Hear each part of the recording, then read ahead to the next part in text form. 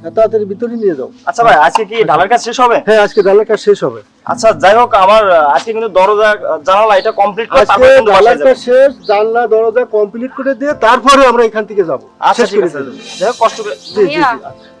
তোমার সাথে আমার কিছু কথা ছিল। আচ্ছা কি বলবি বল।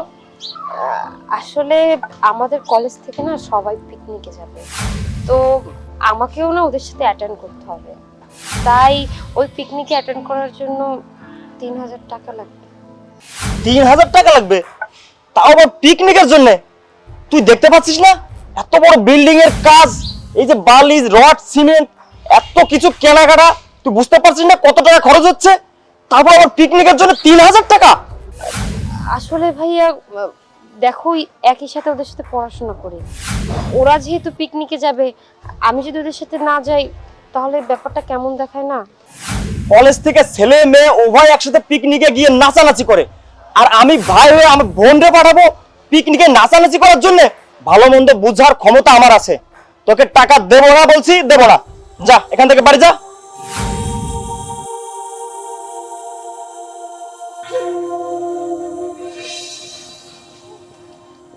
কিরে, তোর মন খারাপ কে?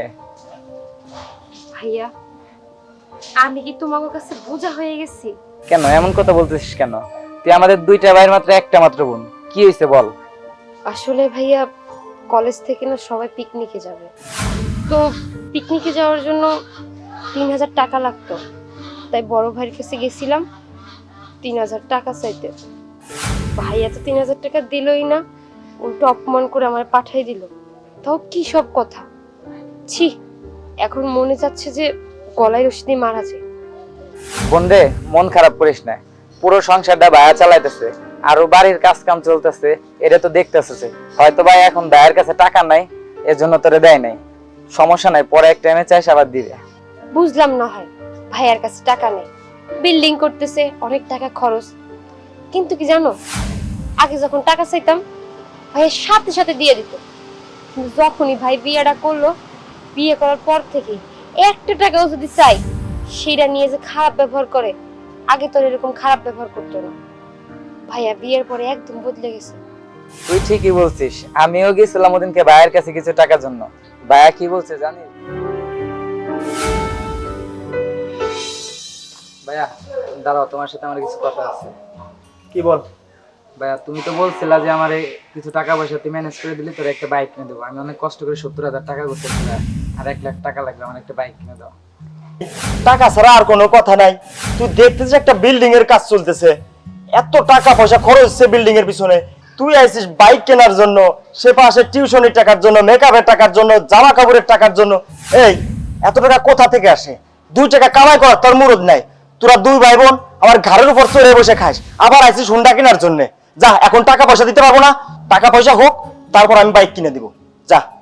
ভাইয়া তুমি কিন্তু আমার সাথে কথা দিয়েছিলে যে তুই কিছু টাকা গোছাইলে পরে আমি তোরে বাইক কিনে দেবো। জানো ভাইয়া, এই 70,000 টাকা গোছাইতে আমার কতটা কষ্ট হয়েছে। আমি হাইটে গেছি টিউশনে করাইতে, আবার হাইটে আইছি। কোনো সময় আমি রিক্সায় চড়িনি, কোনো সময় গাড়িতে যাইনি।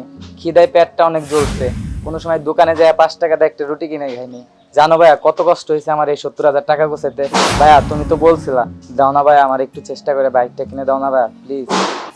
আচ্ছা যা, তুই যেহেতু 70,000 টাকা ম্যানেজ করতে পারছিস, আর তো 1 লাখ টাকা। যা, আমি কালকে টাকাটা উঠাইতে পারলে তোর বাইকটা আমি কিনে দিব। কি বাইরে বাইক কিনে দেওয়ার কথা হচ্ছে? আর আমি যখন টাকা চাই, সিমেন্ট কিনা লাগবে, বালু কিনা লাগবে, রড কিনা লাগবে, আর আমার সময় এসব বলা হয়। দাঁড়া, ছুটাচ্ছি তোমার বাইক কিনা। আমি কালকেই তোর বাইক কেনার ব্যবস্থা করতেছি। কি বললা? বাইকে তুমি বাইক কিনে দিচ্ছ? বাহ, কি সুন্দর। আর আমি কিছু চাইলে আমার রড নাই, আমার সিমেন্ট নাই, আমার বালু নাই, আমার এইটা লাগবে, আমার সেইটা লাগবে। আমার বেলা তো ঠিকই তুমি দান্দাবাজি শুরু করে দাও, হ্যাঁ? আর ভাই বোনদের বেলা ঠিকই সবকিছু ম্যানেজ হয়ে যায়। বাইকে বাইক কিনে দিচ্ছ না? বাইকে যদি বাইক কিনে দাও, তাহলে এই মাসে আমাকে তোমার গলার চেইন বানাই দিতে হবে। আরে তুমি বোঝার চেষ্টা করো, ওর বন্ধু বান্ধব সবারই বাইক আছে, কিন্তু আসলে ওর তো বাইক নাই। এখন ও তো আর ওইভাবে চলাফেরা করতে পারবে না, তারপর অনেক কষ্ট করছে, ও 70,000 টাকা ম্যানেজ করছে। যাই হোক, ও যেহেতু 70,000 টাকা ম্যানেজ করছে, আর আমি বাদ বাকি কিছু দিয়ে বাইকটা কিনে দিই, তারপর না হয় 2-3 মাস পরে তোমার চেনটা আমি বানাই দেবো। কি? আগে ওর মোটরসাইকেল, তারপর আমার চেন? তুমি দাঁড়াও, দেখাচ্ছি মজা, আসো দেখাচ্ছি আমি, ঘরে আসো তুমি। বন্ধে, আমাদের সমাজটাই এমন, প্রতিটা ছেলে বিয়ের পরে তার বউয়ের কথায় উঠে আর বসে। আমার ভাইয়ের বেলায়ও তাই। বন্ধে, তুই কোনো চিন্তা করিস না, যেভাবে হোক আমি 3,000 টাকা ম্যানেজ করে তোরে আমি দেবো। ভাইয়া, আমি অনেক ভালো করেই জানি তুমি প্রাইভেট পড়িয়ে তুমি কোনো রকম ভাবে চলো, আর সেই টাকা দেখেই লেখাপড়া করো।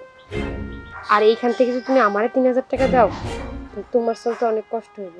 তারপরে তুই চিন্তা করিস না, তোরা আমি যেভাবে হোক আমি তোরে দেবো।